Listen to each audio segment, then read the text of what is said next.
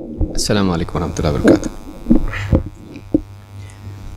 ان الحمد للہ نحمده ونستعینه ونستغفره ونعوذ باللہ من شرور انفسنا ومن سیئات اعمالنا من يهده الله فلا مضل له ومن يضلل فلا هادي له واشهد ان لا اله الا الله وحده لا شريك له واشهد ان محمدا عبده ورسوله اما بعد فان خير الحديث كتاب الله وخير الهدي هدي محمد صلی اللہ علیہ وعلی آلہ وسلم وشر الامور محدثاتها وكل محدثة بدعة وكل بدعة ضلالة وكل ضلالة في النار۔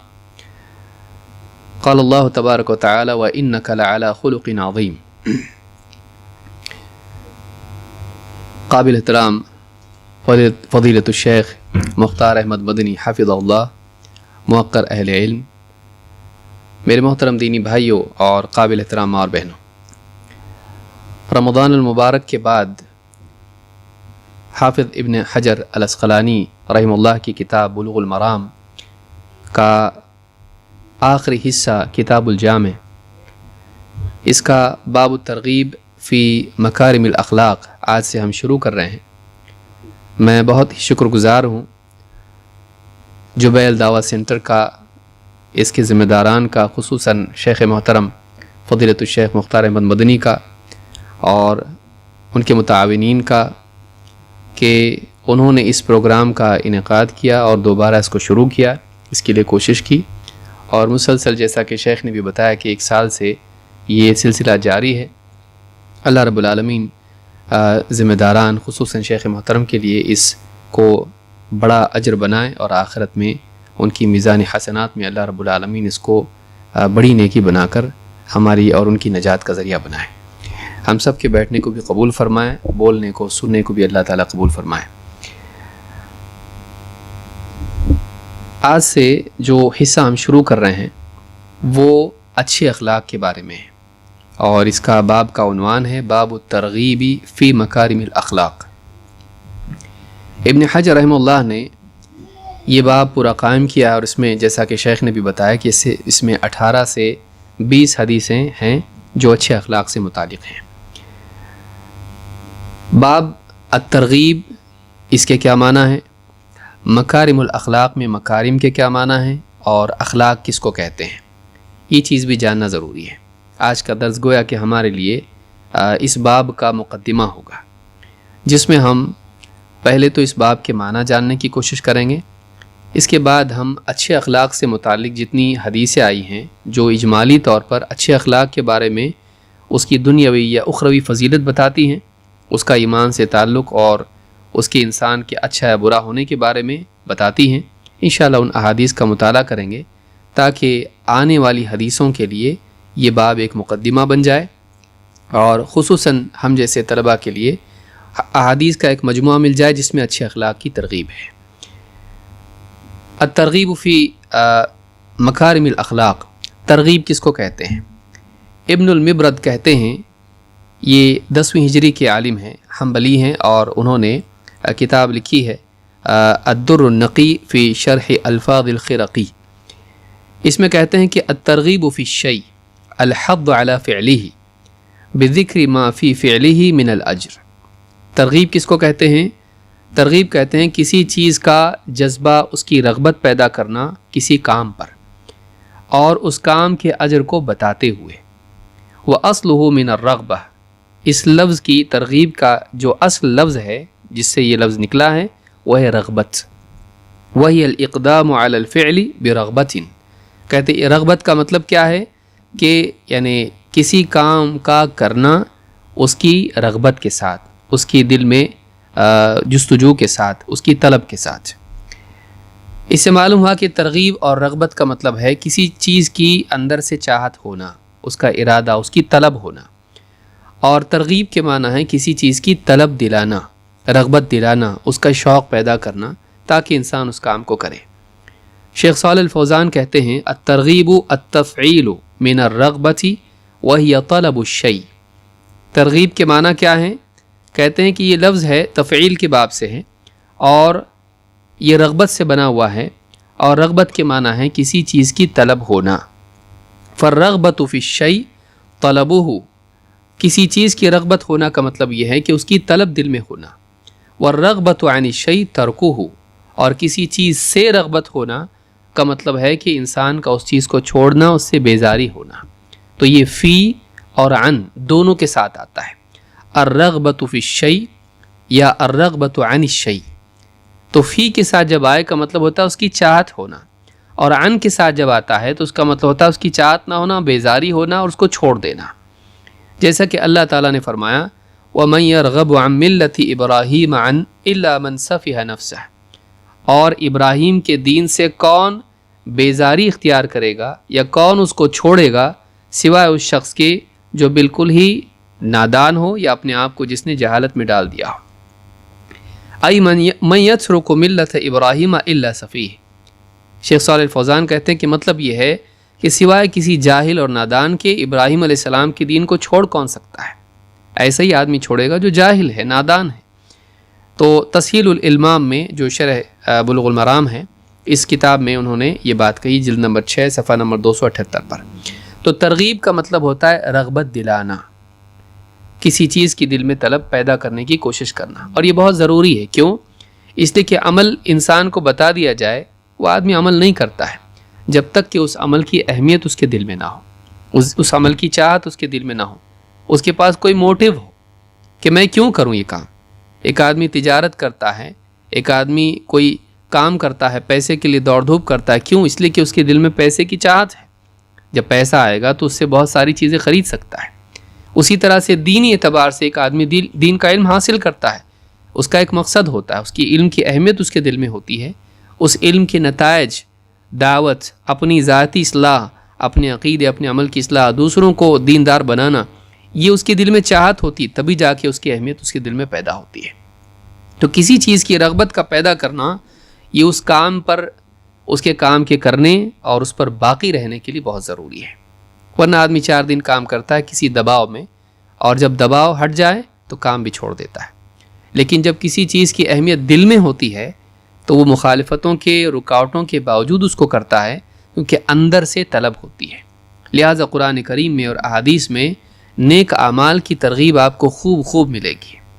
اسی لیے آپ دیکھیں گے کہ حافظ منذری کی مستقل کتاب ہے الترغیب والترہیب، اور 5 جلدوں میں یہ کتاب ہے، جس کی 3 جلدیں صحیح احادیث پر مشتمل ہیں اور 2 جلدوں میں ضعیف حدیثیں ہیں۔ تو آپ سمجھ سکتے ہیں کہ 3 جلدیں ہیں موٹی موٹی، جن میں اعمال کی ترغیب دلائی گئی ہے اور ترہیب بھی اس میں ہے۔ شیخ صالح الفوزان کہتے ہیں یہ تو ہم نے دیکھا ترغیب کے بارے میں، اب مکارم الاخلاق کا مطلب کیا ہے؟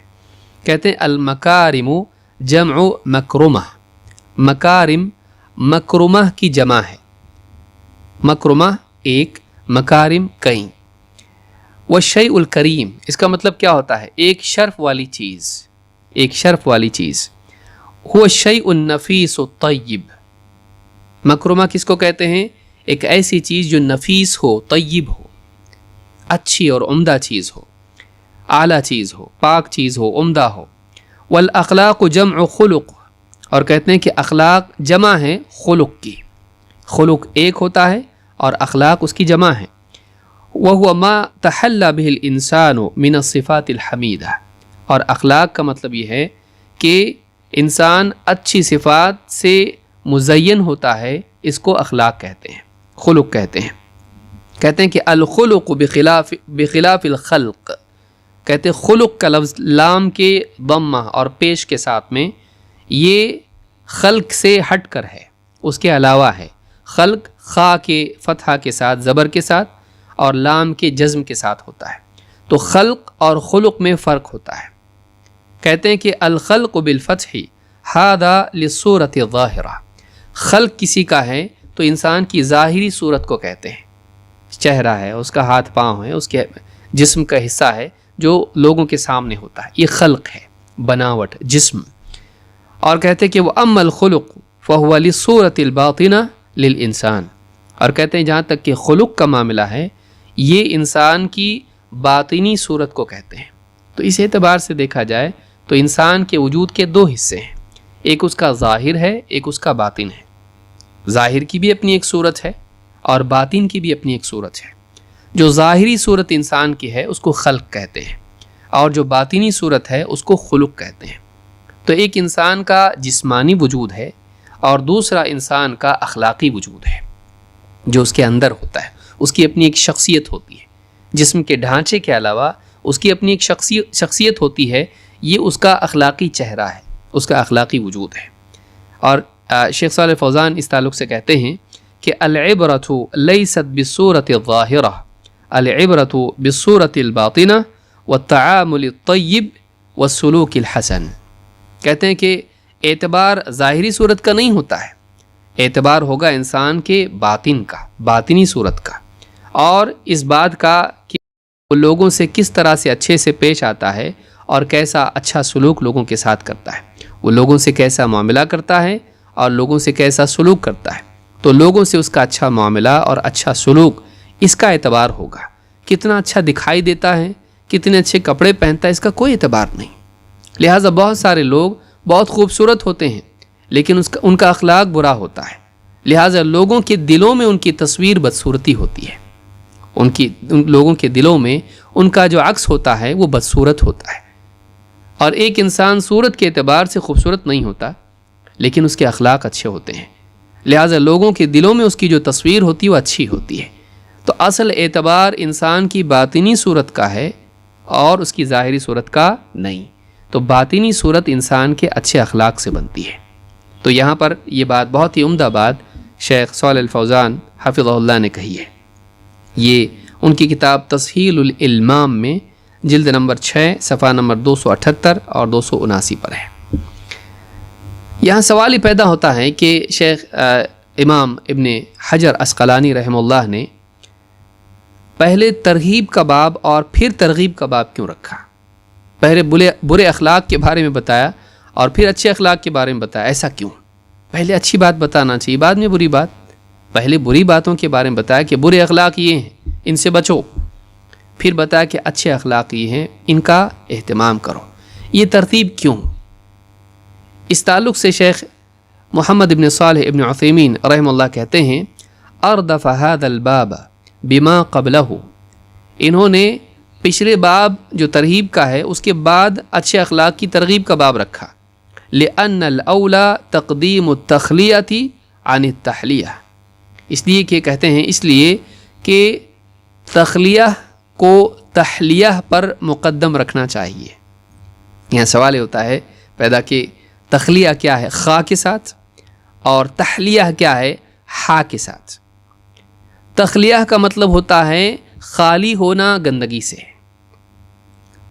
اسی لیے ہم بیت الخلا کہتے ہیں, خالی ہونا, خالی جگہ ہوتی ہے وہاں پر خلا, تو آدمی اس سے اپنے لیے یعنی گندگی سے پاک ہوتا ہے. تو خلا جو ہے خالی جگہ کو کہتے ہیں. تو ایک کنایہ کی وجہ سے ہے کہ اس عمل کو بتانے کی بجائے اس جگہ کا نام لیا جاتا ہے. تو کہتے ہیں کہ تقدیم التخلیۃ علی التحلیہ. تحلیہ یعنی حلیہ سے, حلیہ کا معنی ہوتا ہے زیور, جس کو ہم کہیں گے تحلیہ کو کہیں گے مزین ہونا زیورات سے. خواتین آپ دیکھیں زیورات پہنتی ہیں اور زینت اختیار کرتی ہیں. جنت میں مرد بھی زیورات استعمال کریں گے. دنیا میں بھی محدود درجے میں چاندی کی انگوٹھی وغیرہ مرد پہنتے ہیں. تو زیور جو ہے زینت ہوتا ہے, اور تخلیہ جو ہے خالی ہونا, پاک ہونا گندگی سے. تو گندگی سے پاک ہونا مقدم ہے زیور یا زینت اختیار کرنے سے. ایک بچہ ہے مثال کے طور پر, اس کو وہ گندگی میں اٹا پٹا ہے اور باہر کھیل کود کر کے آیا ہے, کیچڑ لگا ہوا ہے اور بعض جگہ نجاست بھی لگی ہے. اب آپ کیا کریں گے؟ پہلے اس کو یعنی اچھے کپڑے پہنائیں گے یا اس کو پہلے نہلائیں گے دھلائیں گے؟ تو پہلے اس کو پاک کیا جائے گا گندگی سے, اس کے بعد اس کو زینت دی جائے گی. تو کہتے ہیں برے اخلاق سے پاک ہونا یہ زیادہ اہم ہے کیونکہ ہلاکت کا ذریعہ ہے, اور اس کے بعد ہوتا ہے کہ اچھے اخلاق سے انسان مزین ہو, اس لیے کہ برے اخلاق انسان کی ہلاکت کا ذریعہ ہے. تو کہتے ہیں کہ اردف هذا الباب بما قبله لأن الأولى تقديم التخلية عن التحلية بمعنى أن ننظف المكان ثم نأتي بصفات الطيبة فيتخلى الإنسان أولا عن مساوي الأخلاق ثم بعد ذلك يتحلى بالمكارم حتى ترد المكارم على محل خال من مساوي الأخلاق. کہتے ہیں کہ اس اعتبار سے کہ ہم یعنی پہلے جگہ کو گندگی سے پاک کرتے ہیں، پھر اس کے بعد وہاں پر زینت کی اور یعنی تو مثلا عطر چھڑکنا ہے تو پہلے گندگی لگی ہوئی اس کے اوپر ہی آپ نجاست پڑی کسی جگہ میں پھر اس پر عطر ڈالیں گے؟ نہیں، آپ پہلے کیا کریں گے، اس کو آپ گندگی سے پاک کریں گے، پھر اس کے بعد میں اس کی جو ہے تزیین کا آپ کام کریں گے۔ اسی طرح سے کہتے ہیں کہ ضروری ہے کہ انسان پہلے برے اخلاق سے پاک ہو جائے، اس کے بعد وہ اچھے اخلاق اپنے اندر پیدا کرے، اس اعتبار سے کہ جب اچھے اخلاق اس پر آئیں تو وہ اس کا دل، اس کی زندگی، اس کا وجود برے اخلاق سے پاک ہو۔ ایسی جگہ پر وہ اچھے اخلاق آئیں جہاں برے اخلاق موجود نہیں ہیں۔ تو اس اعتبار سے فتح ذی الجلال والاکرام میں شیخ ابن عثیمین نے بات کہی ہے۔ تو اس سے معلوم ہوتا ہے کہ برے اخلاق سے پاک ہونا یہ زیادہ ضروری ہے، اس لیے کہ وہ ہلاکت ہے۔ اچھے اخلاق، کچھ چیزیں اچھی صفات انسان میں کم بھی اگر ہیں، ہلاک نہیں ہو جائے گا۔ اس کے اندر اگر ایمان ہے، اعمال صالحہ ہیں اور اچھی صفات میں سے کچھ صفات کم بھی اس کے اندر، لیکن بری صفات ہلاک کرنے والی ہیں، لہٰذا بری صفات سے پاک ہونا یہ زیادہ ضروری ہے انسان کے لیے، اسی لیے ابن حجر نے اس کو پہلے بیان کیا۔ یہاں یہ بھی ایک نقطہ ہے کہ ترغیب اور ترہیب میں کس کو مقدم کیا جائے؟ کیا پہلے لوگوں کو نیک اعمال کی ترغیب دینا چاہیے، جنت کی ترغیب دینا چاہیے، پھر جہنم سے ڈرانا چاہیے، یا پہلے جہنم سے ڈرانا چاہیے اور جنت کی ترغیب دینا چاہیے؟ اللہ کی رحمت کو پہلے بیان کرنا چاہیے، عذاب کو بعد میں، یا پھر اللہ کے عذاب کو پہلے بیان کر کے پھر رحمت کو بیان کرنا چاہیے؟ اس کے لیے کوئی مستقل قاعدہ یا ایک قاعدہ نہیں ہے، حالات کے اعتبار سے دونوں میں سے کسی کو بھی مقدم کیا جا سکتا ہے۔ قرآن کریم ہی کو دیکھ لیے، یہاں پر اللہ تعالیٰ نے رحمت اور عذاب کا جو ذکر کیا ہے، کبھی ایک کو مقدم کیا ہے تو کبھی دوسرے کو۔ مثال کے طور پر اللہ رب العالمین فرماتا ہے ان ربک سریع العقاب وانہ لغفور الرحیم، سورہ الانعام آیت نمبر 165۔ اللہ نے فرمایا کہ اور یقیناً تیرا رب بہت یعنی عقاب میں، پکڑ کرنے میں بڑا ہی سریع ہے، جلد پکڑ کرتا ہے، اور وَإِنَّهُ لَغَفُورُ الرَّحِيمُ، یعنی جیسی وقت آتا ہے اللہ فوراً پکڑ کرتا ہے، پھر اس میں مہلت نہیں دیتا ہے، اس کا اپنا ایک وقت ہوتا ہے۔ تو جیسے ہی سزا کا وقت آتا ہے اللہ اس میں دیری نہیں کرتا ہے۔ اور وَإِنَّهُ لَغَفُورُ الرَّحِيمُ، اور یہ بھی بات ہے کہ یقیناً اللہ تعالیٰ بڑا غفور ہے، مغفرت کرنے والا، رحم کرنے والا ہے۔ تو یہاں پر اللہ تعالیٰ نے پہلے سریع العقاب ذکر کیا، جلد سزا دینے والا، جلد مواخذہ پکڑ کرنے والا، اور پھر اس کے بعد میں اللہ تعالیٰ نے غفور الرحیم کو ذکر کیا۔ دوسری آیت آپ دیکھیں سورہ الرعد میں آیت نمبر 6 میں اللہ نے فرمایا وَإِنَّ رَبَّكَ لَذُو مَغْفِرَةٍ لِلنَّاسِ عَلَى ظُلْمِهِمْ وَإِنَّ رَبَّكَ لَشَدِيدُ الْعِقَابِ۔ یہاں بھی آپ دیکھیں کہ رحمت کا اور عقاب کا ذکر ہے، لیکن مقدم رحمت ہے۔ اللہ نے فرمایا وَإِنَّ رَبَّكَ لَذُو مَغْفِرَةٍ لِلنَّاسِ عَلَى ظُلْمِهِمْ، کہ تیرا رب لوگوں کے ظلم پر یعنی ان کے ساتھ مغفرت کا معاملہ کرنے والا ہے، بڑی مغفرت کرنے والا ہے لوگوں کے ظلم کے باوجود۔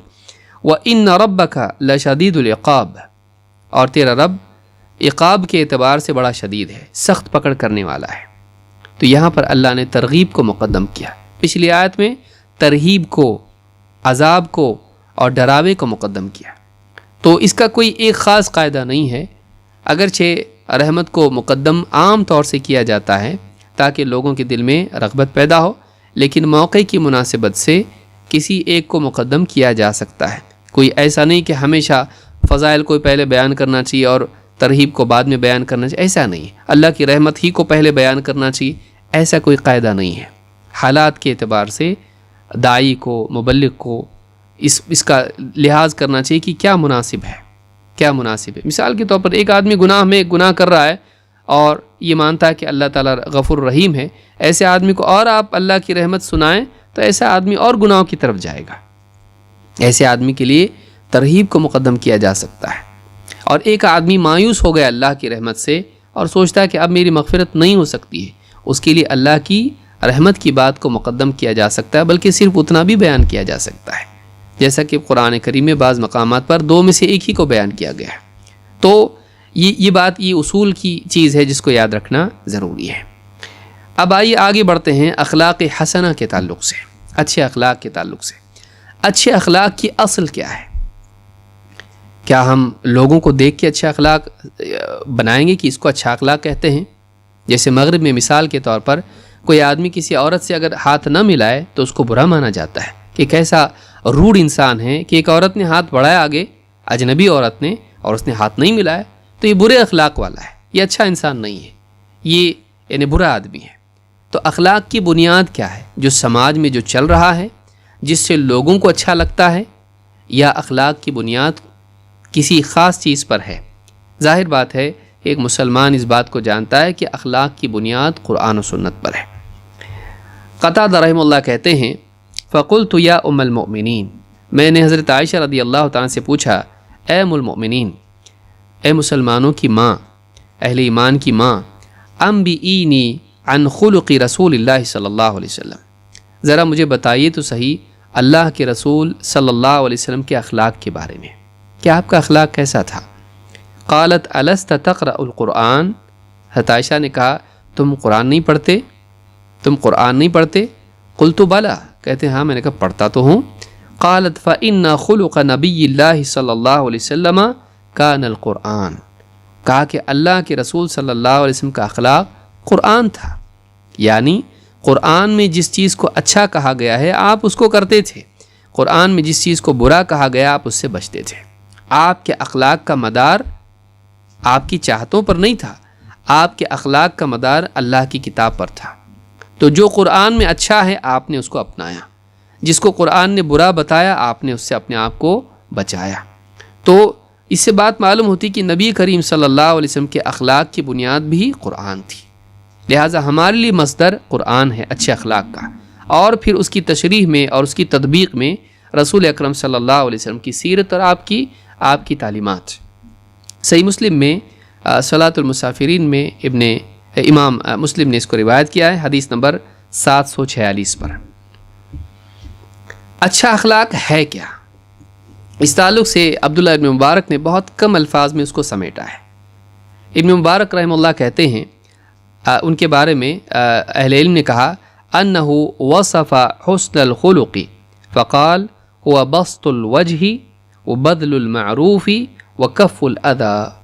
امام ترمذی کہتے ہیں کہ ابن مبارک سے روایت آئی ہے کہ انہوں نے کہا، انہوں نے اچھے اخلاق کی تعریف بیان کی کہ اچھا اخلاق کس کو کہتے ہیں، تو کہا کہ ہوا بسط الوجہ،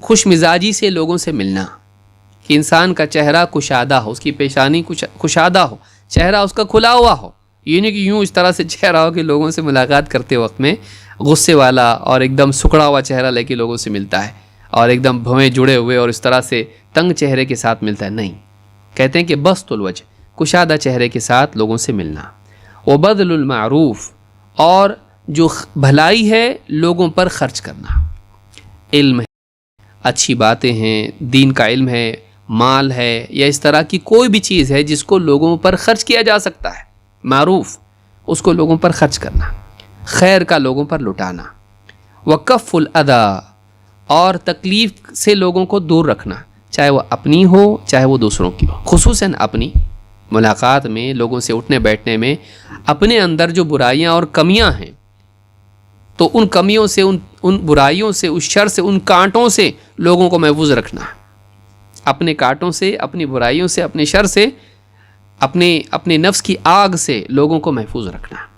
تو کہا کہ 3 چیزیں ہیں، کشادہ روی، یہ انسان خوش مزاجی سے لوگوں سے ملے، ان پر خیر کو خرچ کرے، اپنے پاس جو بھلائی ان پر لٹائے، اور 3 اپنے پاس جو برائی ہے، اپنے اندر جو برائی ہے اس سے لوگوں کو محفوظ رکھے۔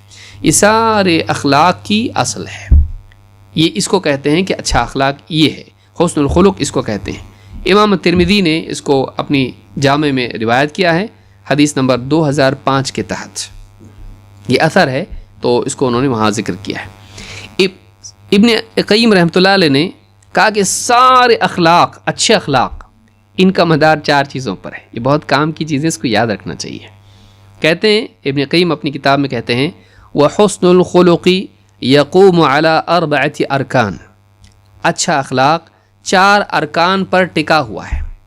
جیسے آدمی کا گھر ہوتا ہے، 4 پلر اس کے ہیں، اس کے اوپر پورا اس کی دیواریں اور اس کی چھت ٹکی ہوئی ہے، تو باقی بھی چیزیں اس میں ہوتی ہیں، لیکن 4 پلر ہیں جو بقیہ چیزوں کو سنبھالے رکھتے ہیں، پوری عمارت کو سنبھالے رکھتے ہیں.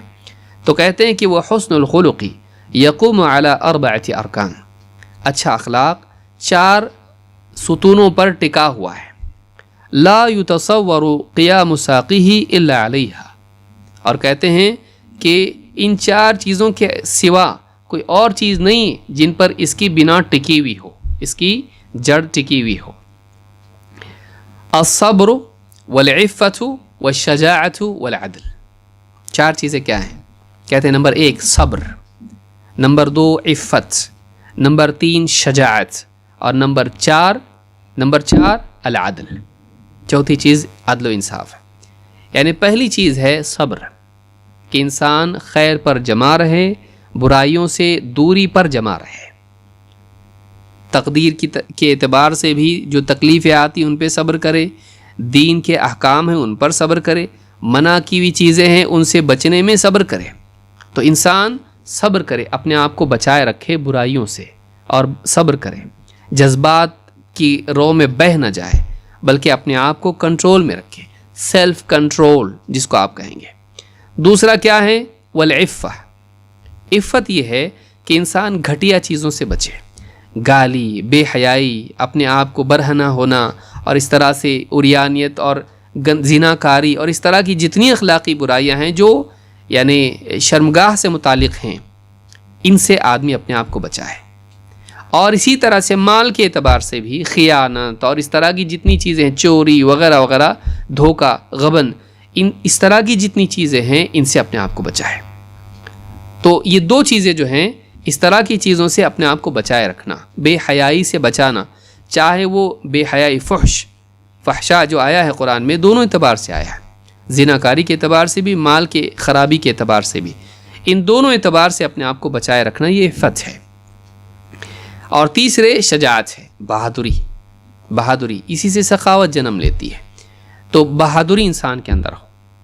اور چوتھے انسان کے اندر عدل ہو، کہ وہ لوگوں کے اوپر ظلم نہ کرے، اور عدل اس کو روکے رکھتا ہے افراط و تفریط سے، کہ بیچ کے راستے پر جمائے رکھتا ہے. نہ وہ غلو کرتا ہے کہ نبی کو بڑھا کے آگے اتنا بڑھا دے کہ اللہ کے برابر کر دے، نہ وہ تفریط کرتا ہے، نہ وہ کوتاہی کرتا ہے کہ پھر نبی صلی اللہ علیہ وسلم کا درجہ نعوذ باللہ گھٹا کے عام انسانوں کی طرح آپ کو کر دے، اس اعتبار سے کہ ان کی نہیں مانے، ان کی بھی نہیں مانے، ایک ہی بات ہے، ہم صرف اللہ کی مانتے ہیں، جیسا کہ منکرین حدیث کرتے ہیں. تو افراط اور تفریط سے بچنا یہ عدل ہے. ساری خوبیاں اس کے ساتھ جڑی ہوئی ہیں. بدعات سے بچتے ہوئے اور آزادی سے بچتے ہوئے شریعت کے مطابق چلنا بھی اسی میں آتا ہے، عدل میں. تو عدل ایک توحید اس میں آتی ہے کہ اللہ رب العالمین کے ساتھ عدل کا معاملہ کرے، ظلم کا معاملہ نہیں کرے، اللہ کا حق کسی اور کو نہ دے.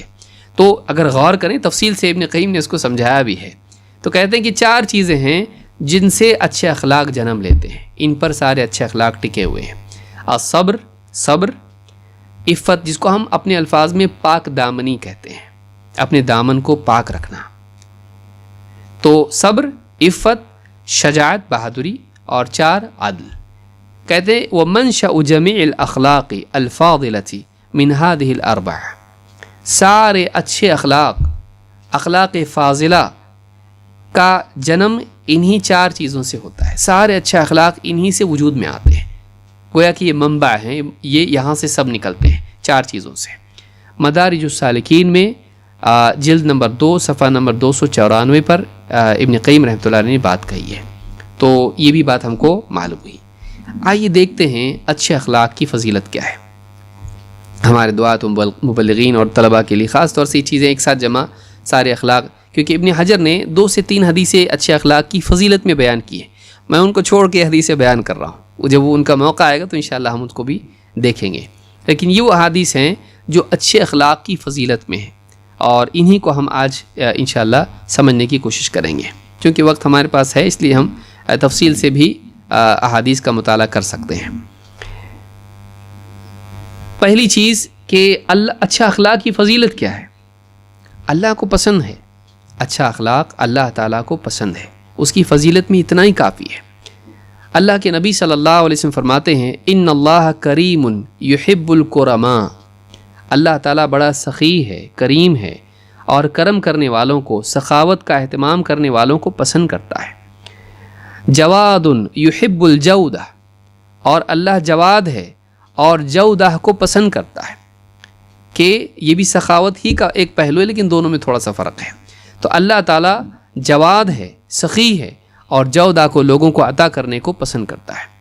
کریم میں شرافت کا پہلو بھی ہوتا ہے، اور جودہ میں سخاوت کا پہلو ہوتا ہے، کہ ایک انسان شریف النفس ہوتا ہے، اس کو برا لگتا ہے کہ اس کے گھر سے مہمان یعنی بھوکا چلا جائے، اور اس کے اندر سخاوت ہوتی ہے کہ وہ اعلیٰ سے اعلیٰ چیزیں پیش کرتا ہے، وہ روک کے نہیں رکھتا ہے۔ تو کریم اور یعنی جواد ہونا، یہ دونوں جو ہے بہت بڑی چیز ہے۔ تو اللہ کریم ہے اور کرم کرنے والوں کو پسند کرتا ہے، شریف النفس لوگوں کو پسند کرتا ہے، سخاوت والوں کو پسند کرتا ہے، اور جواد ہے، جودہ کو پسند کرتا ہے۔ یحب معالی الاخلاق ویکرہ سفسافہا، اور اللہ تعالیٰ اعلیٰ اخلاق کو پسند کرتا ہے اور گھٹیا اخلاق کو پسند نہیں کرتا ہے، اللہ تعالیٰ ناپسند کرتا ہے۔ تو اس حدیث سے بات معلوم ہوتی ہے کہ اللہ تعالیٰ اونچے اخلاق کو پسند کرتا ہے۔ انسان کو چاہیے کہ اپنے اخلاق کو اونچا کرے۔ سماج جو لین دین اور اینٹ کا جواب پتھر سے اور ایسا تو ویسا، اس اخلاق کے ساتھ انسان زندگی نہ گزارے، بلکہ انسان اعلیٰ اخلاق کے ساتھ زندگی گزارے، اس کا معیار اونچا ہو، وہ اللہ رب العالمین کی پسند کے مطابق اپنے آپ کو بنائے، نہ کہ وہ دیکھے کہ سماج کس دھارے پر بہہ رہا ہے۔ تو اس کو چاہیے کہ سماج کی سطح سے اوپر اٹھ کر زندگی گزارے، اپنے مخالفین کی سطح سے اونچا اٹھ کر وہ اپنے اصولوں کی روشنی میں زندگی گزارے، نہ کہ حالات کو دیکھ کر۔ ابن عساکر نے اس کو روایت کیا ہے، اور صحیح الجامع الصغیر میں حدیث نمبر 1800 پر یہ روایت موجود ہے اور حدیث صحیح ہے۔ اچھے اخلاق والے لوگ اللہ تعالیٰ کے نزدیک محبوب ترین لوگ ہیں۔ اللہ کے نبی صلی اللہ علیہ وسلم فرماتے ہیں، احب عباد اللہ الی اللہ احسنہم خلقا، اللہ کے نزدیک سب سے محبوب بندے وہ ہیں جو اخلاق میں سب سے اچھے ہوں۔ امام الطبرانی نے اس کو روایت کیا ہے، اور صحیح الجامع صغیر میں حدیث نمبر 179 پر یہ حدیث موجود ہے، حدیث صحیح ہے۔ اسی طرح سے اللہ کے نبی صلی اللہ علیہ وسلم کو بھی اچھے اخلاق والے پسند ہیں۔ اللہ کو پسند تو آپ کو بھی پسند ہوں گے۔ آپ نے فرمایا، ان من احبکم الی واقربکم منی مجلسا یوم القیامۃ احاسنکم اخلاقا۔ دو باتیں کہیں یہاں پر، کہا کہ تم سب میں مجھے سب سے زیادہ پیارے، مجھے سب سے زیادہ محبوب، اور قیامت کے دن مجلس کے اعتبار سے مجھ سے سب سے زیادہ قریب وہ لوگ ہوں گے جو تم میں سب سے زیادہ اچھے اخلاق والے ہوں۔ یعنی جس کا اخلاق اچھا تھا، اللہ کے نبی صلی اللہ علیہ وسلم کے نزدیک وہ انسان محبوب تو ہے، قیامت کے دن وہ اتنا قریب ہوگا جتنا اخلاق اچھا ہو۔ یعنی اس انسان کو جو اچھے اخلاق والا ہے، اللہ کے نبی صلی اللہ علیہ وسلم کی قربت نصیب ہوگی۔ جس درجے کا اعلیٰ اخلاق ہوگا، اتنا زیادہ وہ آپ صلی اللہ علیہ وسلم سے قریب ہوگا۔ امام الترمذی نے اس کو روایت کیا ہے، اور صحیح الجامع صغیر حدیث نمبر 2201 پر شیخ الالبانی کہتے ہیں کہ حدیث حسن درجے کی ہے۔ خود اللہ کے نبی صلی اللہ علیہ وسلم کے اخلاق کی اللہ تعالیٰ نے تعریف کی ہے۔ اللہ تعالیٰ نے فرمایا، وَإِنَّكَ لَعَلَىٰ خُلُقٍ عَظِيمٍ، اے نبی یقیناً آپ اخلاق عظیمہ پر فائز ہو، آپ کے اخلاق بہت عظیم ہیں، یعنی عظمت والے اخلاق آپ کے ہیں، آپ کے اخلاق بہت اونچے ہیں۔ تو سورہ قلم میں اللہ تعالیٰ نے آیت نمبر 4 میں بات کہی ہے، تو معلوم ہے کہ نبی کریم صلی اللہ علیہ وسلم کی شخصیت کو جب لوگوں کے سامنے اللہ نے پیش کیا نبی اور رسول کے طور پر، تو اللہ رب العالمین نے آپ کے اخلاق کا بھی تذکرہ کیا۔ معلوم ہوا کہ اچھا اخلاق نبوت کے لوازمات میں سے ہے۔ اسی طرح سے اچھا داعی اچھے اخلاق والا ہوتا ہے، اچھا مسلمان اچھے اخلاق والا ہوتا ہے۔ تو اللہ نے فرمایا کہ وَإِنَّكَ لَعَلَىٰ خُلُقٍ عَظِيمٍ، اے نبی آپ اخلاق عظیمہ پر ہو، آپ اونچے اخلاق پر ہو، اس پر زندگی گزار رہے ہو۔ حضرت انس ابن مالک رضی اللہ تعالیٰ عنہ فرماتے ہیں، کان رسول اللہ صلی اللہ علیہ وسلم احسن الناس خلقا، آپ کے خادم ہیں، 9 سال تک اللہ کے رسول صلی اللہ علیہ وسلم کی خدمت کی ہے۔ ایسا انسان تو زیادہ پہچانتا ہے جو جتنا قریب ہوتا ہے۔ کہا کان رسول اللہ صلی اللہ علیہ وسلم احسن الناس خلقا. حضرت انس صرف اللہ کے نبی صلی اللہ علیہ وسلم سے نہیں ملے، اور بھی لوگوں کے ساتھ ان کا ربط و ضبط تھا.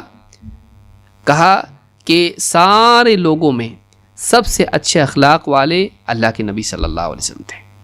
ایک قریبی انسان جب دوسروں پر ترجیح دے کسی انسان کو، یہ اس انسان کے اچھا ہونے کی بہت بڑی علامت ہے. تو کہا کہ اللہ کے رسول صلی اللہ علیہ وسلم تمام لوگوں میں سب سے اچھا اخلاق والے تھے. امام البخاری نے کتاب الادب میں، یعنی صحیح بخاری میں کتاب الادب میں حدیث نمبر 6203 پر، اور امام مسلم نے کتاب الفضائل میں حدیث نمبر 2310 پر اس روایت کو ذکر کیا ہے. تو اس سے معلوم ہوتا ہے کہ خود اللہ کے نبی صلی اللہ علیہ وسلم بھی بہت ہی اعلیٰ اخلاق والے تھے، اچھے اخلاق والے تھے. بلکہ اللہ کے نبی صلی اللہ علیہ وسلم کی بعثت اور آپ کی نبوت، آپ کے بھیجے جانے کے مقاصد میں ایک مقصد یہ بھی تھا کہ آپ سماج میں اچھے اخلاق کو قائم کریں اور لوگوں کو بتائیں کہ واقعی اچھا اخلاق کیا ہے، اور جو کمیاں رہ گئی تھیں سماج کے اندر ان کمیوں کو دور کر کے انہیں اچھے اخلاق کی تعلیمات دیں، اور اخلاق میں کامل لوگوں کو بنانے کی کوشش کریں کہ کمال درجے میں اچھے اخلاق کو لوگوں کے سامنے پیش بھی کریں اور رائج بھی کریں، اور اپنے عمل کے ذریعے سے لوگوں کو دکھائیں بھی. اسی لیے آپ نے فرمایا انما بعثت لأتمم صالح الاخلاق، میں اسی لیے بھیجا گیا ہوں کہ میں اچھے اخلاق کو کامل کروں، صالح اخلاق کو میں کامل طور پر قول اور عمل کے ذریعے رائج کروں، اس کی تکمیل کروں. ابن سعد نے اس کو روایت کیا. اسی طرح سے امام البخاری نے اپنی ایک دوسری کتاب الادب المفرد میں اس کو روایت کیا ہے. اسی طرح سے امام حاکم اور امام البیہقی نے شعب الایمان میں اس کو روایت کیا ہے. صحیح الجامع الصغیر حدیث نمبر 2349 2349 حدیث نمبر یہ ہے، اور یہ حدیث صحیح ہے. اس سے معلوم ہوتا ہے کہ اچھے اخلاق کی اتنی زیادہ اہمیت ہے کہ اللہ کے رسول صلی اللہ علیہ وسلم کی نبوت اور رسالت کے مقاصد میں سے تھا کہ لوگوں کو کامل اخلاق کیا ہیں، اچھے اخلاق کامل درجے میں لوگوں کے سامنے بتائے جائیں اور اس کو سکھایا جائے. اسی طرح سے اچھے اخلاق کا تعلق انسان کے ایمان سے بھی ہے. ایمان نجات کے لیے ضروری ہے، لیکن ایمان کا تعلق اچھے اخلاق سے ہے. اللہ کے رسول صلی اللہ علیہ وسلم فرماتے ہیں اکمل المؤمنین ایمانا احسنہم خلقا، ایمان والوں میں کامل ایمان والے وہ ہیں جو اخلاق میں بھی اچھے ہوں. جتنا انسان کا ایمان کامل ہوگا اتنا اس کا اخلاق اچھا ہوگا، اور بالعکس جتنے اچھے اخلاق انسان کے ہیں یقیناً اس کے ایمان میں بھی اس سے کمال پیدا ہوگا. تو یہ سبب اور نتیجہ دونوں کا ایک ساتھ جڑا ہوا ہے. تو ایک انسان کے اخلاق کو دیکھ کر اس کے ایمان کو معلوم کیا جا سکتا ہے کہ اس کے ایمان کا حال کیا ہوگا، اور ایک انسان اگر واقعی اچھے ایمان والا ہے تو اس کا اثر اس کی زندگی میں ظاہر ہوگا، اس کے اخلاق اچھے ہوں گے.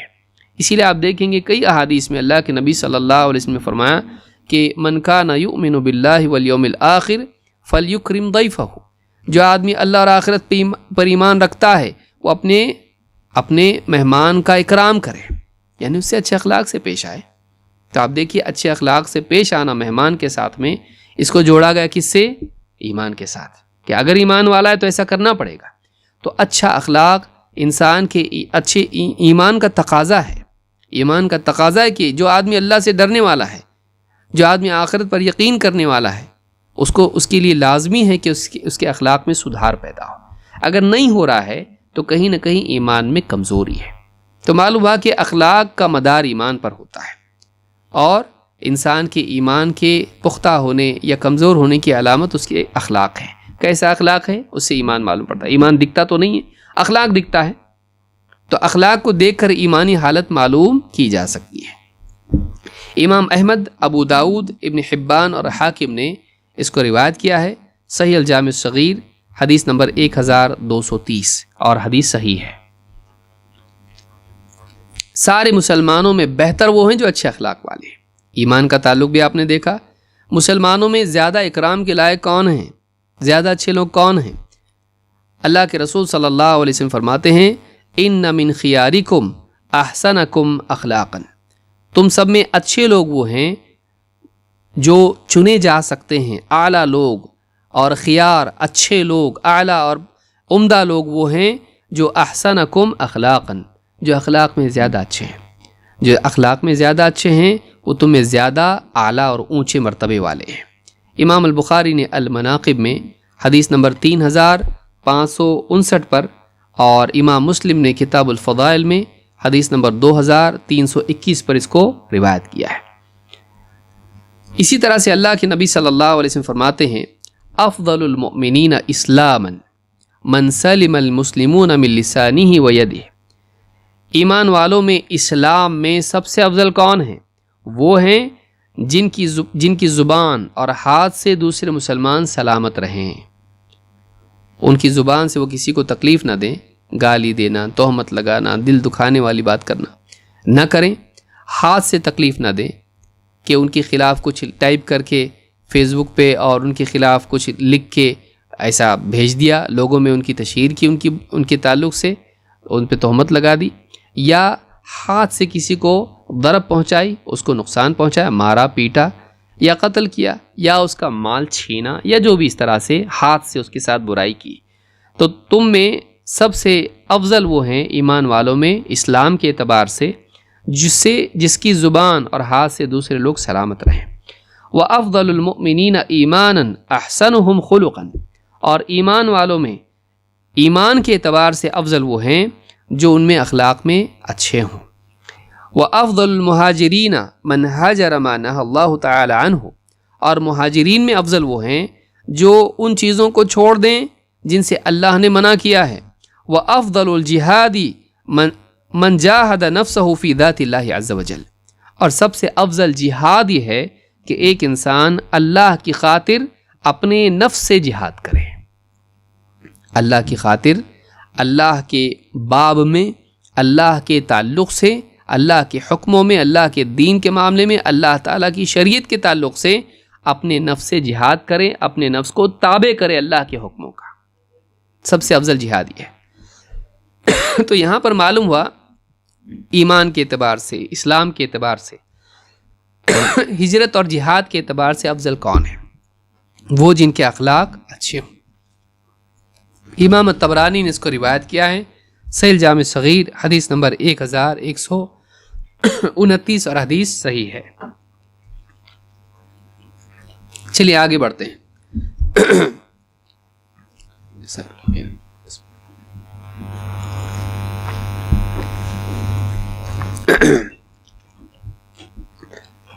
سب سے بڑی نیکی اچھا اخلاق ہے. نیکیوں میں سب سے بڑی نیکی اچھا اخلاق ہے. النواس ابن سمعان رضی اللہ تعالیٰ عنہ فرماتے ہیں سألت رسول اللہ صلی اللہ علیہ وسلم عن البر والاثم. میں نے اللہ کے رسول صلی اللہ علیہ وسلم سے بھلائی، نیکی اور گناہ کے بارے میں پوچھا. نیکی اور گناہ کے بارے میں نے اللہ کے رسول صلی اللہ علیہ وسلم سے پوچھا. فقال البر حسن الخلق. آپ نے فرمایا نیکی اچھے اخلاق کا نام ہے، نیکی اچھا اخلاق ہے. والاثم ما حاک فی صدرک. اور گناہ وہ چیز ہے جو تیرے جی میں کھٹکتی رہے. وکرہت ان یطلع علیہ الناس. اور تجھے یہ برا لگے کہ لوگوں کو اس کی خبر ہو جائے، تجھے یہ پسند نہ ہو کہ لوگوں کو تیرا وہ عمل معلوم ہو جائے، تو وہ برائی ہے. ایسا کہ تو نہیں چاہتا کہ لوگوں کو معلوم ہو، تو یہ برا ہے. تو کہا کہ نیکی کیا ہے؟ نیکی اچھے اخلاق کا نام ہے. اچھا اخلاق جو اللہ کے تعلق سے ہو، جو بندوں کے تعلق سے ہو، کہ اللہ سے انسان اچھا گمان رکھے، اللہ کی تعظیم کرے، اللہ سے یعنی شرمائیں. اور اسی طرح سے لوگوں کے باب میں بھی اچھا اخلاق ہو کہ لوگوں کا اکرام کرے، ان سے اچھی بات کرے، ان کے ساتھ احسان کا سلوک کرے، ان کا دل نہ دکھائے. تو یہ نیکی ہے. اصل جڑ نیکی کی یہ ہے کہ انسان کا معاملہ اللہ اور بندوں سے اچھا ہو، اور یہ اچھا اخلاق انسان کا ہو، یعنی اس کی شخصیت کا حصہ بھلائی ہو. یہ نہیں کہ کبھی کبھار کچھ کر لیتا ہے، اس کے خلق میں وہ چیز ہو، اس کے وجود میں وہ چیز، اس کے مزاج میں وہ چیز اچھائیاں بسی ہوئی ہوں. یہ نیکی ہے کہ انسان کی مزاج میں بھلائی ہو، یہ نیکی ہے. امام مسلم نے اس کو روایت کیا ہے کتاب البر والصلۃ والآداب میں حدیث نمبر 2553. اچھا اخلاق، آپ یہ کہیں گے ٹھیک ہے بھائی اچھا اخلاق ہے، پھر عبادات کا کیا معاملہ ہے؟ آدمی عبادت نہیں کرتا، اچھا اخلاق، عبادات کی اہمیت اپنی جگہ ہے، نماز پڑھنا، روزہ رکھنا، تلاوت کرنا یہ اپنی جگہ ہے، لیکن اچھے اخلاق کی اہمیت بھی اپنی جگہ ہے۔ بلکہ ایک انسان کا اگر اخلاق اچھا ہو تو بہت ساری نوافل عبادات کا ثواب بھی اس کو مل جاتا ہے۔ اللہ کے نبی صلی اللہ علیہ وسلم فرماتے ہیں، آپ دیکھیے، ان المؤمن لیدرک بحسن خلقہ درجۃ الصائم القائم، ایک مومن اپنے اچھے اخلاق کے ذریعے سے صائم اور قائم کا درجہ پا لیتا ہے۔ صائم روزہ دار، قائم قیام اللیل کرنے والا، یعنی ایک مومن جب اپنے اخلاق کو اچھا بنا لیتا ہے تو اسے ایسا ثواب ملتا ہے جیسا نفل روزے رکھنے والے اور رات میں تہجد پڑھنے والے کو ملتا ہے۔ تو یہ کتنی بڑی بات ہے کہ بہت ساری عبادات کا اجر انسان کو ملتا ہے جب اس کے اخلاق اچھے ہوتے ہیں۔ تو یہ ابو داؤد اور ابن حبان میں حدیث موجود ہے، اور صحیح الجامع الصغیر میں حدیث نمبر 1932 پر یہ حدیث موجود ہے، اور یہ حدیث صحیح ہے۔ تو اس سے بات معلوم ہوتی ہے کہ بہت سارے لوگوں کو آپ دیکھیے کہ نمازیں پڑھتے ہیں اور روزہ رکھتے ہیں، بہت ساری تلاوت کرتے ہیں، ذکر کرتے ہیں، پابندی سے ہوتی، کئی سالوں سے ہوتی، لیکن اخلاق اچھا نہیں ہوتا ہے۔ اخلاق اچھا نہیں ہوتا ہے کہ لوگوں کی غیبت کریں گے، لوگوں کا دل دکھائیں گے، ان پہ بہتان باندھیں گے، اور ہمیشہ لوگوں کی ٹوہ میں لگے رہیں گے کہ کسی طرح سے وہ غلط ثابت ہو جائیں تاکہ میں پاکیزہ ثابت ہو جاؤں۔ خواتین میں بھی یہ چیز بیماری ہوتی ہے اکثر۔ تو یہ چیز اگر کسی انسان میں ہے، اور نیکی کر کے بھی اللہ کے نزدیک ایسا انسان مبغوض ہوتا ہے۔ لیکن ایک انسان ہے جو بہت زیادہ نفل عبادات کا اہتمام نہیں کرتا، نفل روزے نہیں رکھتا، نفل تہجد نہیں پڑھتا، اور لیکن فرائض کا اہتمام کرتا ہے، تو ایسا انسان، لیکن اس کا اخلاق اچھا ہے، لوگوں کے ساتھ بات چیت میں، لوگوں کے ساتھ سلوک میں اچھا ہے، تو یہ انسان اس انسان سے بڑھ جاتا ہے جو بہت ساری عبادات کا اہتمام کر کے لوگوں کو دل دکھاتا ہے، تکلیف دیتا ہے۔ تو معلوم یہ ہوا کہ ایک مومن اپنے اچھے اخلاق کے ذریعے سے عبادت گزاری کا بھی ثواب لے لیتا ہے۔ یہ نہیں کہ اس سے فرض نمازیں ساقط ہو جاتی ہیں، یہ نہیں کہ اس سے رمضان کے روزے ساقط ہوتے ہیں، لیکن نفل نماز اور نفل روزوں کا ثواب اس کو مل جاتا ہے اچھے اخلاق سے۔ تو کتنی بڑی نیکی اچھا اخلاق، یہ یاد رکھنا چاہیے۔ اسی طرح سے آپ دیکھیں گے یہ نہ صرف انسان کے لیے آخرت میں فائدہ ہے اچھا اخلاق، بلکہ دنیاوی فائدہ بھی اس سے جڑا ہوا ہے۔ اللہ کے نبی صلی اللہ علیہ وسلم فرماتے ہیں، صلۃ الرحم وحسن الخلق وحسن الجوار، لوگوں رشتہ داروں سے رشتے ناطے جوڑے رکھنا اور ان سے اچھا سلوک کرنا، اسی طرح سے اچھے اخلاق سے لوگوں کے ساتھ پیش آنا، حسن الخلق، اور وہ حسن الجوار، پڑوسیوں کے ساتھ میں اچھا سلوک کرنا، رشتہ داروں سے سلوک اور اپنے اخلاق کو اچھا بنانا، اپنے اندر اچھی صفات پیدا کرنا، بری صفات نکالنا، اور پڑوسیوں کے ساتھ میں اچھا سلوک کرنا، پڑوس کا حق ادا کرنا۔ یعمرن الدیار ویذل الاعمار، بستیوں کو آباد کرتا ہے، یہ چیز بستیوں کو آباد کرتی ہے اور عمروں میں اضافہ کرتی ہے۔ آدمی کی عمر میں برکت کیسے ہوتی ہے؟ اچھے اخلاق کے ذریعے سے، رشتے ناطے جوڑنے سے، پڑوسیوں کے ساتھ اچھا سلوک کرنے سے۔ تو عمر کے بڑھنے کے اسباب میں سے ایک سبب اچھا اخلاق بھی ہے۔ عمر کے بڑھنے کے اسباب میں سے ایک سبب اچھا اخلاق ہے کہ اللہ تعالیٰ اس کے اچھے اخلاق کی وجہ سے اس کی عمر میں برکت ڈال دیتا ہے۔ کون نہیں چاہتا کہ اس کی عمر بڑھے؟ کون نہیں چاہتا کہ اوقات میں برکت ہو؟ اللہ رب العالمین کی طرف سے یہ چیز نعمت کے طور پر عطا ہوتی ہے جب ایک انسان کا اخلاق اچھا ہوتا ہے۔ تو اچھے اخلاق کا فائدہ دنیا میں بھی ہوتا ہے کہ اس کے اوقات میں برکت ہوتی ہے۔ امام احمد نے اس کو روایت کیا ہے، اور اسی طرح سے امام البیہقی نے اپنی کتاب شعب الایمان میں روایت نقل کی ہے، اور صحیح الجامع الصغیر میں حدیث نمبر 3767 3767 پر شیخ الالبانی کہتے ہیں کہ یہ حدیث صحیح ہے۔ اور آگے بڑھتے ہیں، یہ ساری احادیث ہیں اچھے اخلاق کے تعلق سے، کام آئیں گی۔ اچھا اخلاق جنت میں اونچے مقام کا، نہ صرف دنیا میں عزت ملتی ہے، نہ صرف دنیا میں عمر بڑھتی ہے، نہ صرف دنیا میں انسان اچھا ثابت ہوتا ہے، لوگوں کا دل جیتتا ہے، بلکہ اسی کے ساتھ ساتھ جنت میں بھی اونچے مقام کا سبب ہے اچھا اخلاق۔ آئیے دیکھتے ہیں کہاں ہے۔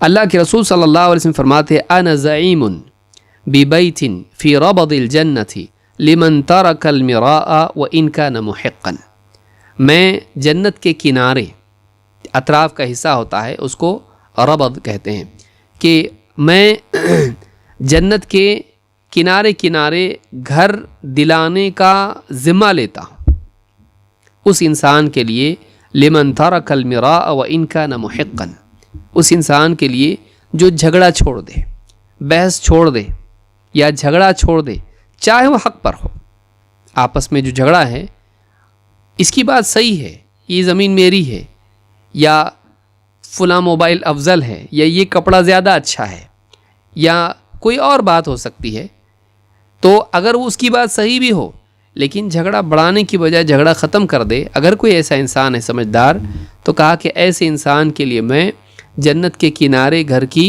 ذمہ داری لیتا ہوں، اس کو وعدہ کرتا ہوں کہ اس کو ملے گا، میں نہیں دوں گا، اللہ تعالیٰ سے دلاؤں گا، میں ذمہ لیتا ہوں کہ اس کو یہ ملے گا۔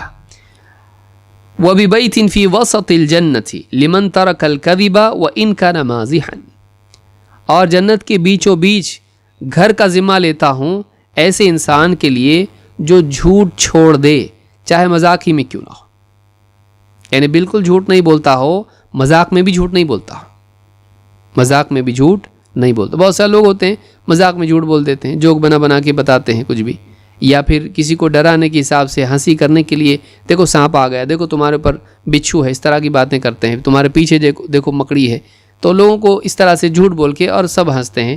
تو یہ جو چیز ہے، کہا کہ میں جنت کے بیچوں بیچ گھر کی ضمانت دیتا ہوں، ذمہ لیتا ہوں اس انسان کے لیے جو جھوٹ چھوڑے، چاہے مذاق ہی میں کیوں نہ ہو۔ وَبِبَيْتٍ فِي أَعْلَى الْجَنَّةِ لِمَنْ حَسَّنَ خُلُقَهُ، تیسری چیز کیا ہے؟ کہا کہ جنت کے اونچے مقام پر، جنت میں اعلیٰ مقام پر گھر کا ذمہ لیتا ہوں اس انسان کے لیے جو اپنے اخلاق کو اچھا بنائے، جنت کے کنارے گھر جو کیا کرے، جھگڑا چھوڑے، جھگڑا چھوڑنا چھوڑ دیا، جھگڑا خود تو کچھ کر نہیں رہا، چھوڑ دیا اس کو، جھگڑا چھوڑ دیا جنت کے کنارے، جھوٹ چھوڑ دیا، جھوٹ چھوڑ دیا جنت کے بیچوں بیچ گھر، اور اپنے اخلاق کو اچھا بنایا، اچھی صفات اپنے اندر پیدا کی، اعلیٰ اخلاق پیدا کی، تو اعلیٰ اخلاق والا اعلیٰ مقام پر رہنے کے لائق ہے، چونکہ اس نے اپنے اخلاق کو اونچا کیا، لہٰذا اللہ نے بھی اس کو اونچا مقام دیا، جنت میں اونچے مقام پر اس کو جنت مقام ملے گا، گھر ملے گا۔ یہ وعدہ اللہ کے رسول صلی اللہ علیہ وسلم نے کیا ہے۔ امام ابو داؤد نے اس حدیث کو روایت کیا ہے، صحیح الجامع الصغیر حدیث نمبر 1464، اور حدیث حسن ہے۔ اور آگے بڑھتے ہیں۔ قیامت کے دن اچھا اخلاق ترازو میں بھاری ہوگا۔ اللہ کے نبی صلی اللہ علیہ وسلم کے صحابی ہیں انس رضی اللہ تعالیٰ عنہ، کہتے ہیں لقی رسول اللہ صلی اللہ علیہ وسلم ابا ذر، اللہ کے رسول صلی اللہ علیہ وسلم کی حضرت ابو ذر رضی اللہ تعالیٰ عنہ سے ملاقات ہوئی، فقال یا ابا ذر الا ادلک علی خصلتین ہما اخف علی الظہر واثقل فی المیزان من غیرہما، کہا کہ اے ابو ذر، کیا میں تمہیں دو خصلتوں کی طرف رہنمائی نہ کروں؟ کیا میں دو خصلتیں تمہیں نہ بتاؤں، دو صفات تمہیں نہ بتاؤں؟ ہما اخف علی الظہر، جن کا بوجھ انسان پر زیادہ نہیں ہے، انسان کی پیٹھ پر ان کا بوجھ زیادہ نہیں ہے، وَأَثْقَلُ فِي الْمِيزَانِ مِنْ غَيْرِهِمَا، لیکن ان کے علاوہ جو اعمال اور صفات ہیں ان کے مقابلے میں یہ اللہ کی میزان میں، اللہ کی ترازو میں قیامت کے دن کے اعتبار سے زیادہ وزنی ہیں، ان کا بہت وزنی نیکیاں ہیں۔ یہ دو صفات ہیں، کیا ہیں وہ؟ قال بلا یا رسول اللہ، کہا کہ اللہ کے رسول ضرور بیان کیجئے، بتائیے۔ قال علیک بحسن الخلق وطول الصمت، آپ نے فرمایا کہ حسن الخلق، خبردار اہتمام کرتے رہو، کس چیز کا؟ بحسن الخلق، اچھے اخلاق کا اہتمام کرو، وطول الصمت، اور زیادہ چپ رہنے کا اہتمام کرو، زیادہ چپ رہنے کا اہتمام کرو کہ اپنے اخلاق کو اچھا بناؤ اور کم گویائی اختیار کرو، کم گوئی اختیار کرو، کم بولو، کیونکہ بولنے میں ساری مصیبت ہے۔ بولنے میں آدمی مذاق اڑایا، جھوٹ بولا، وعدہ خلافی کیا، بولنے میں آدمی فضول باتیں کیا، تو زبان بہت آسانی سے چلتی ہے اور بہت آسانی سے جنت کی بجائے جہنم کی طرف لے جاتی ہے۔ قال علیک بحسن الخلق وطول الصمت فوالذی نفس محمد بیدہ، قسم ہے اس ذات کی جس کے ہاتھ میں محمد کی جان ہے، ما عمل الخلائق عملا احب الی اللہ منہما، اللہ کے بندوں میں کسی نے ان دو چیزوں سے بڑھ کے محبوب عمل نہیں کیا جو اللہ کے نزدیک محبوب ہو۔ ان دو چیزوں سے زیادہ پیارا عمل اللہ کے نزدیک کوئی نہیں جو بندوں نے کیا ہو۔ کیا؟ اپنے اخلاق کو اچھا بنانا اور زیادہ سے زیادہ چپ رہنا۔ ہاں، جب بولنے کا وقت آئے تو بولنا، حق بات بولنا، لیکن فضول سے خاموش رہنا۔ تو یہ دو چیزیں ایسی ہیں کہ جو بہت ہی ہلکی ہیں عمل کرنے کے اعتبار سے، لیکن بہت بھاری ہیں اللہ تعالیٰ کی ترازو میں قیامت کے دن۔ امام الطبرانی نے اس کو روایت کیا ہے الکبیر میں، امام البیہقی نے اس کو روایت کیا ہے شعب الایمان میں، اور امام البزار نے اپنی مسند میں اس کو روایت کیا ہے۔ اسی طرح سے شیخ الالبانی نے اس کو الصحیحہ میں کہا ہے کہ حدیث حسن درجے کی ہے، اور حدیث نمبر ہے 1938، الصحیحہ میں یہ حدیث موجود ہے۔ اس سے بات معلوم ہوتی ہے کہ اللہ کے نزدیک اچھا اخلاق بہت محبوب ہے، اور قیامت کے دن اچھے اخلاق کو بھی ترازو میں تولا جائے گا اور ان کا وزن بھاری نکلے گا، اچھے اخلاق کا وزن بھاری نکلے گا۔ اچھے اخلاق کی بنیاد کس پر ہوتی ہے؟ اللہ کے خوف پر۔ اللہ کا ڈر جب زندگی میں آتا ہے تو انسان برے اخلاق سے بچ کے اچھے اخلاق کا اہتمام کرنے والا ہوتا ہے۔ جب اللہ کی عظمت کا احساس انسان کے دل میں آتا ہے تو پھر اس کی زندگی سے گھمنڈ اور تکبر نکل کر تواضع پیدا ہوتی ہے، اور اللہ تعالیٰ کے کرم کو، اللہ کی سخاوت کا شعور جب اس کو پیدا ہوتا ہے تو پھر وہ لوگوں کے ساتھ بھی اچھا سلوک کرنے والا بنتا ہے اور ان پر لٹانے والا بنتا ہے۔ اللہ کے نبی صلی اللہ علیہ وسلم فرماتے ہیں اتق اللہ حیثما کنت، جہاں کہیں تو ہو اللہ سے ڈرتا رہے، واتبع السیئۃ الحسنہ تمحوہا، اور اگر تجھ سے کوئی برائی ہو جائے تو فوراً اس کے بعد بھلائی کر لے، وہ بھلائی اس برائی کو مٹا دے گی۔ وخالق الناس بخلق حسن، اور لوگوں کے ساتھ اچھا سلوک کر۔ 3 باتیں بیان کی اللہ کے نبی صلی اللہ علیہ وسلم نے۔ نمبر 1 تقوی، جہاں بھی ہو اللہ سے ڈر، برائی سے بچ، اور اللہ کا خوف دل میں رکھ۔ اللہ کا خوف ساری خیر کی جڑ ہے، تو اللہ سے ڈر۔ نمبر 2 تقوی کا اہتمام کر، اللہ سے ڈر کے برائیوں سے بچ۔ لیکن انسان کمزوری ہے، اس میں کوتاہی ہے، کچھ نہ کچھ غلطی ہو جائے گی، تو پھر اب تقوی کے بعد اس کے باوجود، کوشش کے باوجود، گناہوں سے بچنے کی پورے مجاہدے کے باوجود بھی تجھ سے غلطیاں ہوں گی، تو ان کا تدارک کر۔ وَأَتْبِعِ السَّيِّئَةَ الْحَسَنَةَ تَمْحُوهَا، تجھ سے برائی ہو جائے اس کے بعد بھلائی کر لے، وہ اس کو مٹا دے گی۔ برائی ہو جانے پر توبہ کے ذریعے سے، یا کسی پر ظلم ہوا تو معافی مانگ کر، یا اس پر احسان کر کے، کسی کا حق چھینا تھا تو لوٹا کر اس کا تدارک کر، اس برائی کو مٹانے والا عمل کر۔ وَأَتْبِعِ السَّيِّئَةَ الْحَسَنَةَ تَمْحُوهَا، وہ نیکی اس برائی کو مٹا دے گی۔ اور تیسری چیز کیا ہے؟ وَخَالِقِ النَّاسَ بِخُلُقٍ حَسَنٍ، اور لوگوں کے ساتھ اچھے اخلاق سے پیش آ۔ تقوی اور اچھا اخلاق یہ 2 چیزیں ہیں۔ تقوی اللہ کا محبوب بناتا ہے۔ الا ان اولیاء اللہ لا خوف علیہم ولا هم يحزنون الذین آمنوا وكانوا يتقون۔ دیکھیے اللہ کا ولی کب بنتا ہے انسان؟ 2 چیزیں آئیں، ایمان اور تقوی۔ خبردار، اللہ کے اولیاء پر نہ کوئی خوف ہے، نہ ان کے لیے کوئی غم ہے آخرت میں۔ کون ہیں اولیاء؟ الذین آمنوا وکانوا یتقون، یہ وہ لوگ ہیں جو ایمان لائیں اور تقوی شعار بنے رہے، پرہیزگاری کا اہتمام کرتے رہے، برائیوں سے بچتے رہے۔ تو نمبر 1، اللہ کا ولی بننے کے لیے تقوی ضروری ہے، تو اللہ کا محبوب بننا۔ لیکن بندوں کا محبوب، بندوں کے ہاں انسان ان کے دلوں میں جگہ بنانا اچھے اخلاق سے بناتا ہے۔ تو اللہ سے معاملہ صحیح ہونے کے لیے تقوی چاہیے، اور بندوں سے معاملہ صحیح ہونے کے لیے اچھا اخلاق چاہیے۔ ابن قیم رحمۃ اللہ علیہ فرماتے کہ اللہ کے نبی صلی اللہ علیہ وسلم نے ان دونوں چیزوں کو یہاں پر جمع کر دیا ہے کہ انسان کا معاملہ اللہ سے بھی اچھا ہو جائے، بندوں سے بھی اچھا ہو جائے۔ اللہ سے معاملہ اچھا کرنے کے لیے تقوی والا بن، بندوں سے معاملہ اچھا کرنے کے لیے اچھے اخلاق والا بن۔ اور بیچ والی بات کیا ہے؟ غلطی ہوتی رہے گی، کوتاہی ہوتی رہے گی، بھرپائی کرتا رہے، بھرپائی کرتا رہے اس کی۔ برائی ہو جائے تو رک مت جا، اب ٹھیک ہے نہیں ہو پائے گا مجھ سے، میں برائی ہوں، نہیں، اس کو مٹانے کی کوشش کر، اس کو مٹانے کی کوشش کر۔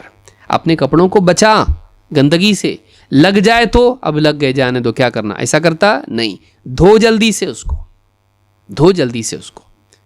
تو برائی ہو جانے اس کی مٹانے کے لیے کوئی ایسا عمل کر جس سے وہ اس کا، تیرے دامن سے اس کا دھبا نکل جائے، تیرے دل پر سے گناہ کا دھبا ہٹ جائے، ایسا عمل کر۔ توبہ اور اسی طرح سے بہت ساری نیکیاں، تیری ترازو میں اگر برائی رہ بھی جائے تو وہ نیکی یہاں پر ایسی ہو کہ اس برائی کو کل عدم کر دے، گویا کہ اس کا وزن جو ہے یہاں نیکی کا وزن اس کے مقابلے میں آ جائے، اور اس برائی کو گویا کہ وہ مٹا دے۔ تو یہ چیز کیا ہے؟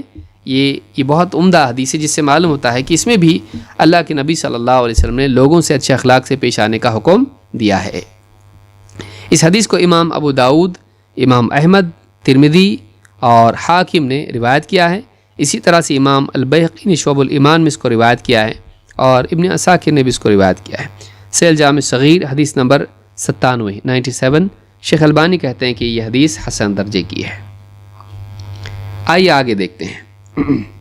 ایک سوال یہ ہے کہ اچھا اخلاق اللہ کی طرف سے ملتا ہے یا ہم کو پیدا کرنا چاہیے؟ سوال کیا ہے؟ یعنی اچھا اخلاق جو ہے یہ اللہ تعالیٰ کی طرف سے عطا ہوتا ہے یا انسان کو کوشش کر کے اپنی طرف سے اس کو پیدا کرنا چاہیے؟ دونوں ہیں۔ اللہ بھی انسان کو اوصاف دیتا ہے، اور انسان بھی اس کا مکلف ہے کہ وہ اچھے اخلاق کا اہتمام کریں اور برے اخلاق سے بچیں۔ دلیل کیا ہے اس کی ہم دیکھتے ہیں۔ اشج العصری کہتے ہیں، یہ صحابی ہیں، اشج عصری کہتے ہیں کہ انہو اتى النبی صلی اللہ علیہ وسلم فی رفقۃ من عبد القیس لیزورہ فاقبلوا، کہتے ہیں کہ وہ اللہ کے نبی صلی اللہ علیہ وسلم کی خدمت میں حاضر ہوئے اپنے بعض رفقا کے ساتھ، اپنے ساتھیوں کے ساتھ جو عبد القیس سے تھے، قبیلے سے تھے، تاکہ آپ سے ملاقات کریں نبی صلی اللہ علیہ وسلم سے۔ فاقبلوا، تو یہ ان کے جو ساتھی ہیں یعنی سفر میں نکلے اور پہنچے، آئے۔ فلما قدموا رفع لهم النبی صلی اللہ علیہ وسلم فاناخوا رکابهم، جب وہ آئے تو اللہ کے نبی صلی اللہ علیہ وسلم نے ان کے لیے اپنا پردہ ہٹایا، یا آپ نے ان کے لیے، آپ ان کے سامنے پیش ہوئے، آئے یا ان کے لیے اہتمام کیا۔ فاناخوا رکابهم، تو انہوں نے اپنے اونٹوں کو بٹھایا۔ فابتدر القوم ولم يلبسوا الا ثياب سفرهم، اونٹوں کو بٹھایا، فوراً جا کے جو سفر کے کپڑے تھے وہی، اب ظاہر بات ہے اس زمانے میں یعنی دھول میں اٹے ہوں گے، ریگستان میں آدمی سفر کرتا ہے تو کپڑوں پہ مٹی وغیرہ لگی ہوتی ہے، صاف ستھرے کپڑے تو ہوتے نہیں ویسے، تو جس حال میں آئے تھے اونٹ بٹھائے اور فوراً اللہ کے نبی صلی اللہ علیہ وسلم کی خدمت میں حاضر ہوئے۔ فابتدر القوم ولم يلبسوا الا ثياب سفرهم واقام العصري فعقل ركائب اصحابه وبعيره، لیکن حضرت اشج عصری جو ہے وہ آگے نہیں گئے بلکہ وہ رکے رہے، اور انہوں نے کیا کیا، اپنے اور اپنے ساتھیوں کے جو اونٹ ہیں ان کو انہوں نے چھوڑ کے چلے گئے اللہ کے رسول صلی اللہ علیہ وسلم کے پاس، تو انہوں نے ان کے بھی اونٹ باندھے اور اپنے بھی اونٹ کو کیا کیا، باندھا، کھونٹے سے باندھا تاکہ بھاگ نہ جائے کہیں۔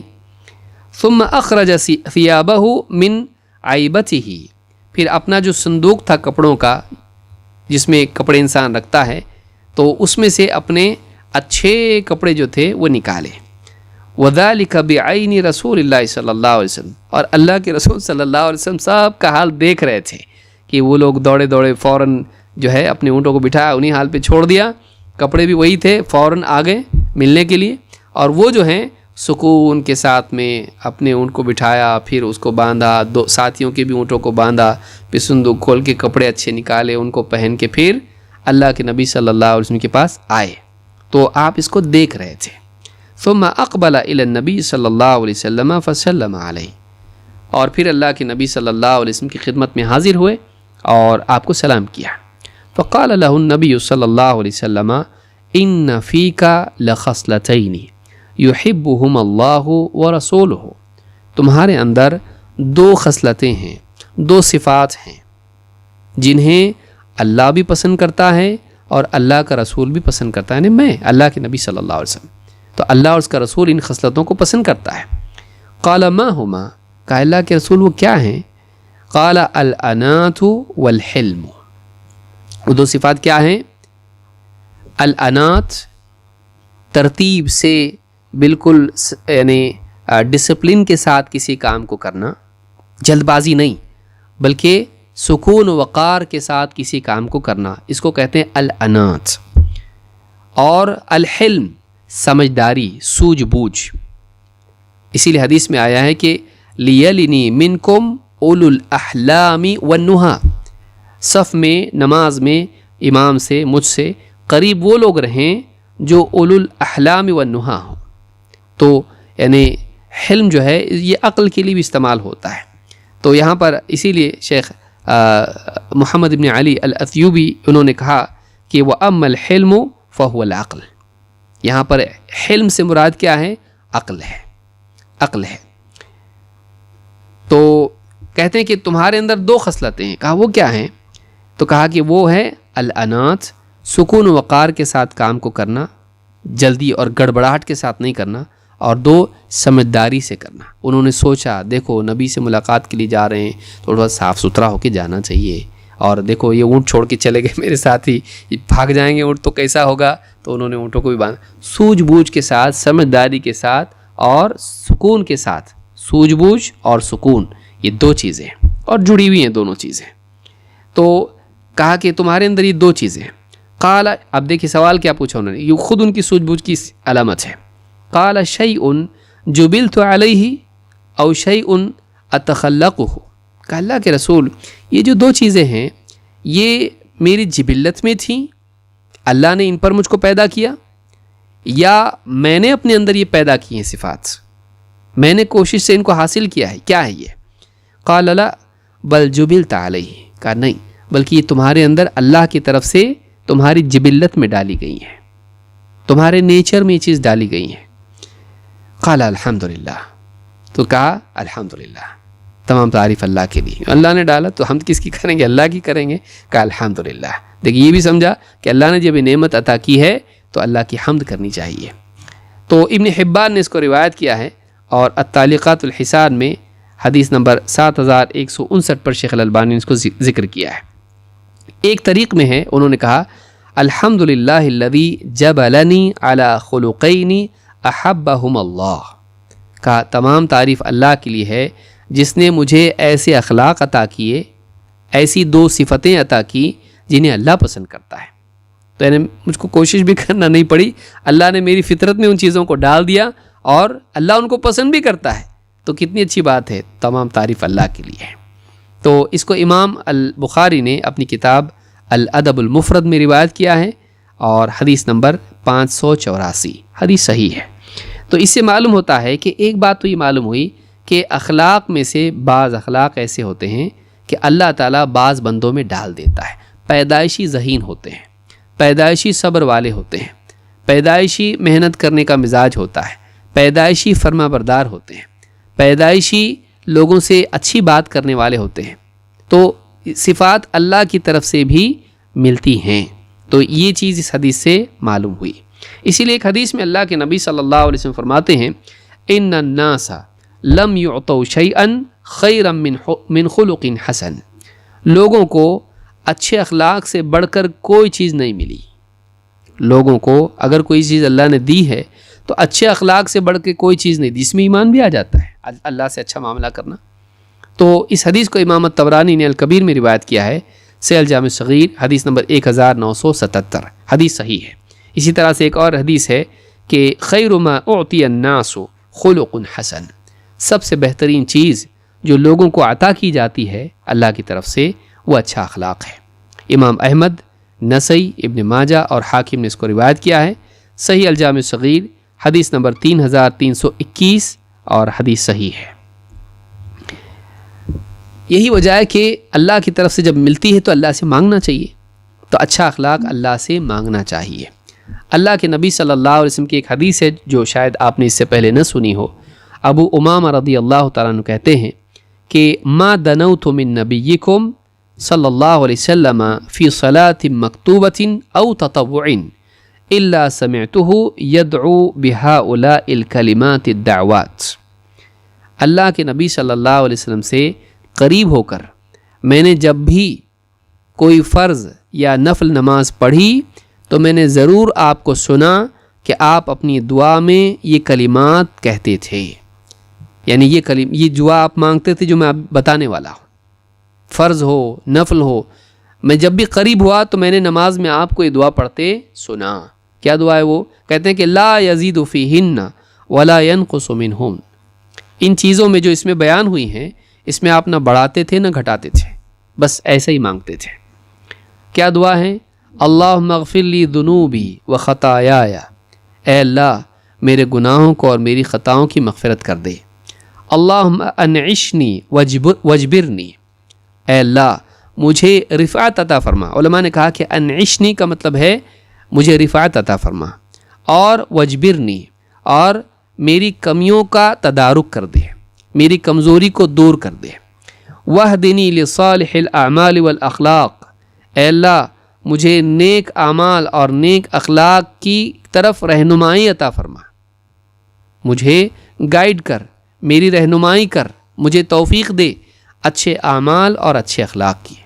فَإِنَّهُ لَا يَهْدِي لِصَالِحِهَا وَلَا يَصْرِفُ سَيِّئَهَا إِلَّا أَنْتَ، اس لیے کہ تیرے سوا کوئی نہیں جو نیک اخلاق کی طرف رہبری کرے، اور تیرے سوا کوئی نہیں جو برے اخلاق سے بچائے۔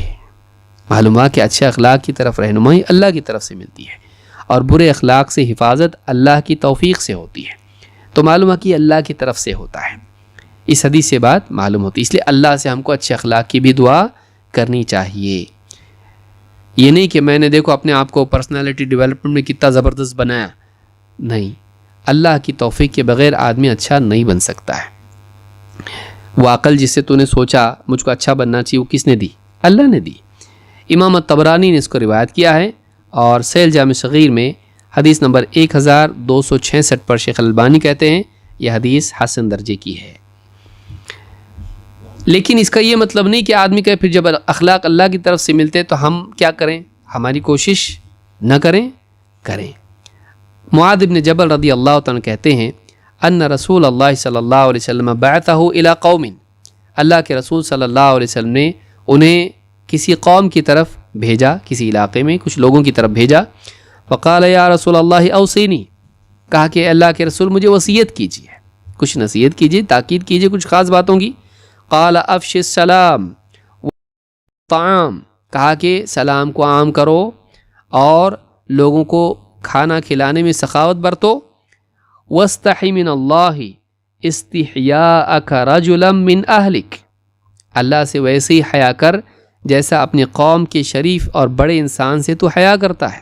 آج بھی دیکھیے آپ، قوم کا جب بڑا آدمی جا رہا ہو تو بچے سگریٹ چھپا لیتے ہیں، شرارت کرنے والے، لڑنے والے، گالی دینے والے جھگڑا روک لیتے ہیں، کیوں؟ بڑے حضرت جا رہے ہیں۔ تو قوم کا کوئی عزت دار انسان، بزرگ کوئی جب دیکھتے ہیں لوگ تو شرما جاتے ہیں اور برائی چھوڑ دیتے ہیں۔ تو جیسا تو یہ کرتا ہے نا، لوگوں میں یہ جو چیز پائی جاتی ہے، تو اللہ کے ساتھ ایسا معاملہ کر کہ اللہ کا احساس تیرے دل میں ہو، اللہ کے خیال سے برائی کو چھوڑ دے۔ فلاں بزرگ مجھ کو دیکھ رہے ہیں تو آدمی برائی چھوڑ دیتا ہے، اللہ تعالیٰ دیکھ رہا ہے تو برائی چھوڑ۔ تو واستحی من اللہ استحیاءک رجلا من اہلک واذا اسأت فاحسن، جب بھی تجھ سے کوئی برائی ہو جائے اچھائی بھی کر. وَلْتُحَسِّنْ خُلُقَكَ مَا اسْتَطَعْتَ، اور جتنا بھی تیری استطاعت میں ہو، جتنا بھی تیری کیپیسٹی میں ہو، جتنا تجھ سے ممکن ہو، اپنے اخلاق کو اچھا بنا. یہ معلوم ہوا کہ اخلاق کو اچھا بنانے کا انسان مکلف ہے، اور اپنی استطاعت کے مطابق. تو اللہ نے اس کو مکلف بھی کیا ہے کہ اپنی استطاعت کے مطابق اپنے اخلاق کو اچھا بنائے. یہ نہیں کہ اللہ نے ہم کو ایسے ہی پیدا کیا، اخلاق تو اللہ سے ملتے ہیں، ہم ایسے ہی ہیں، بدتمیزی کرے، لوگوں کے ساتھ ظلم و زیادتی کرے، مجھ کو اللہ نے ایسے ہی بنایا تو میں کیا کروں؟ نہیں، بلکہ کہا وَلْتُحَسِّنْ خُلُقَكَ مَا اسْتَطَعْتَ، جتنا تجھ سے ہو سکے، جتنی تیری صلاحیت، استعداد، کیپیسٹی ہو، اپنے اخلاق کو اچھا بنا. یعنی تو اس بات کا مکلف ہے کہ تو اپنے اخلاق کو اچھا بنائے. اللہ کی طرف سے صفات ملتی ہیں، لیکن انسان بھی اس بات کا مکلف ہے کہ اپنے اخلاق کو اچھا بنائیں. امام مروزی نے اپنی کتاب الایمان میں اس کو روایت کیا ہے. امام البزار نے بھی اس کو اپنی کتاب مسند میں روایت کیا ہے، کشف الاستار میں. اور امام المروزی نے تعظیم قدر الصلاح میں بھی اس کو روایت کیا، اور الفاظ اسی کتاب کے ہیں. تعظیم قدر الصلاح ان کی کتاب ہے جس میں ایمان اور نماز کے مسئلے پر انہوں نے بحث کی ہے. اور شیخ الالبانی نے اس حدیث کو پہلے ضعیف کہا تھا، بعد میں اس کو صحیح کہا ہے. الصحیحہ میں حدیث نمبر 3559 پر یہ حدیث موجود ہے، 3559 پر. اس حدیث سے ایک بہت بڑی بات یہ معلوم ہوئی کہ انسان اپنی استطاعت کے مطابق اپنے اخلاق کو اچھا بنانے کا مکلف ہے. آخری بات کہہ کے میں اپنی بات کو مکمل کر دوں گا انشاءاللہ. یہ اچھے اخلاق کی فضیلت کے تعلق سے، دنیا کی چیزیں انسان کو نہ ملے، اچھا اخلاق اگر اس کے پاس ہو، اگر خزانے اس کے پاس نہ ہو لیکن کیریکٹر اس کے پاس ہو، تو یہ اس کے لیے کامیابی ہے. بہت سے لوگ پیسہ، بہت کچھ ان کے پاس ہوتا ہے، دنیا کی زیب و زینت ہوتی ہے، اخلاق اچھا نہیں ہوتا ہے، بلکہ ان چیزوں سے اخلاق بگڑتا بھی بعض اوقات. وہ خود ذریعہ بنتی ہے، مال دولت خود ذریعہ بنتی ہے انسان کے اخلاق کے بگاڑ کا. لیکن اگر ایک انسان جس کے پاس مال و دولت نہیں ہے، غریب ہے، لیکن اس کا اچھا اخلاق ہے، اخلاق میں وہ اچھا ہے، تو ان چیزوں کا نہ ملنا کوئی غم کی بات نہیں ہے. اس کے پاس جو ملی ہے، جو چیز اس کو ملی، بہت بڑا خزانہ ہے. اللہ کے نبی صلی اللہ علیہ وسلم فرماتے ہیں اربع اذا کن فیک فلا علیک ما فاتک من الدنیا. 4 چیزیں ہیں اگر تجھے مل جائیں تو دنیا میں سے تو نے کچھ کھویا ہے تو اس پہ کوئی غم کی بات نہیں ہے. دنیا میں اگر تو نے کچھ کھویا ہے تو تیرے اوپر کوئی ملامت نہیں کہ کیسا نہیں تو نے پایا اس چیز کو، پیسہ کیوں نہیں تیرے پاس، اچھے کپڑے کیوں نہیں تیرے پاس، کوئی ملامت تجھ کو نہیں کر سکتا ہے. تو دنیا کی چیزوں کا کھونا تیرے لیے کوئی عیب کی چیز نہیں ہے اگر تیرے اندر 4 چیزیں ہوں. کیا ہے وہ؟ صدق الحدیث، صدق الحدیث، بات میں سچا ہونا، بات میں سچا ہونا. وحفظ الامانہ، کہ اگر تیرے پاس کسی کی امانت ہو، چاہے قول یا مال کی، اس امانت کی تو حفاظت کرے. 3 وحسن الخلق، اچھا اخلاق، اچھا اخلاق. اور 4 وعفت مطعم، کھانے میں عفت برتنا. دیکھیے عفت اس میں بھی آتی، مال میں بھی آتی ہے اور شرمگاہ کے اعتبار سے بھی آتی ہے. کہا کہ وعفت مطعم، کھانے کے اعتبار سے تیرے اندر عفت ہو، یعنی حرام نہ کھائے، تو حرام نہ کھائے بلکہ کیا کھائے، تیرا رزق حلال ہی ہو، حرام سے تو بچنے والا ہو. تو 4 چیزیں کیا ہیں؟ بات میں سچا ہونا، سچ بولنا. 2 امانت دار ہونا. 3 اچھے اخلاق والا ہونا. اور 4 حلال کھانے والا ہونا. 4 چیزیں ہیں. یہ مل گیا، دنیا نہیں ملی چلتا. 4 چیزیں کیا ہیں؟ سچائی اور امانت داری اور اچھا اخلاق اور حلال رزق کا اہتمام. تو یہ 4 چیزیں اگر مل جائیں، دنیا نہ بھی ملے کوئی بات نہیں.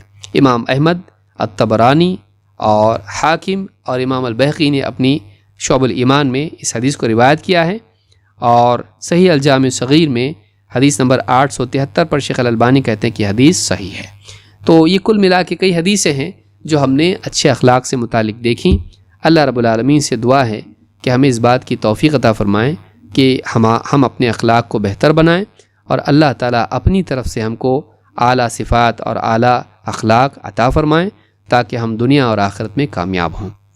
انشاءاللہ اگلے درس میں ہم جو احادیث اس باب کی ہیں ان میں سے سب سے پہلے جو یہاں بھی بیان ہوئی ہے، صدق الحدیث، انشاءاللہ اسی سے ہم بات شروع کریں گے کہ سچ بولنا کتنا ضروری ہے اور اعلیٰ اخلاق میں بہت اونچی چیز ہے۔